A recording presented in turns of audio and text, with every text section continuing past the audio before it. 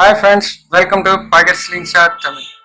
இன்னைக்கு நம்ம இந்த வீடியோவில் என்ன பார்க்க போறோம்டா, ஸ்லிங் ஷாட் பவுச்லேருந்து அம்மோ எப்படி ரிலீஸ் பண்ணுறது, எப்படி ரிலீஸ் பண்ணால் அந்த அக்யூரேசி கரெக்டாக இருக்கும், எப்படி ரிலீஸ் பண்ணக்கூடாது அப்படிங்கிறத இந்த வீடியோவில் நான் எக்ஸ்பிளைன் பண்ணுறேன். இந்த வீடியோவை ஃபுல்லாக பாருங்கள், அப்போ தான் உங்களுக்கு புரியும். வாங்க வீடியோக்குள்ளே போவோம்.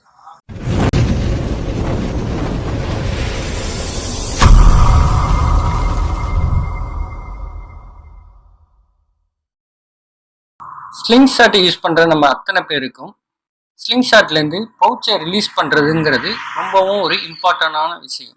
இதை நம்ம கரெக்டாக பண்ணும் பட்சத்தில் தான் நம்மளால் ஒரு டார்கெட்டை தொடர்ந்து ஹிட் பண்ண முடியும். அதர்வைஸ் நம்மளால் ஒரு டார்கெட்டை கண்டினியூஸாக ஹிட் பண்ண முடியாது. இப்போது அதுக்காக நம்ம ஸ்லிங் ஷாட்லேருந்து பவுச்சு ரிலீஸ் மெத்தடை கரெக்டாக விளங்கி இருக்குன்னு அப்போ தான் அதில் அக்யூரேசி நம்மளால் கொண்டு வர முடியும். இதுக்காக நான் ஒரு 3 இமேஜ் உங்களுக்கு இன்சர்ட் பண்ணுறேன். அந்த இமேஜை பாருங்கள். அந்த இமேஜில் கொடுத்துருக்கிற வேடிங்கை எல்லாத்தையும் கரெக்டாக கவனிங்க. இந்த இமேஜ் தேவைப்பட்டுச்சுன்னா நீங்கள் என்ன பண்ணுங்கள், ஸ்க்ரீன்ஷாட் எடுத்து வச்சுக்கிட்டு நீங்கள் ஸ்லிங் ஷாட் யூஸ் பண்ணும் போது அந்த இமேஜை பக்கத்தில் வச்சுக்கிட்டு அதை நீங்கள் கரெக்டாக வச்சு யூஸ் பண்ணி பாருங்கள். உங்களுக்கும் ஒர்க் அவுட் ஆகும். இது நானே ட்ரை பண்ணி பார்த்துருக்கேன். எனக்கு ஆரம்ப காலத்தில் இந்த மாதிரி தான் நானும் இமேஜ் தேவைப்படுற இமேஜெல்லாம் ஸ்க்ரீன்ஷாட் எடுத்து வச்சுக்குவேன்.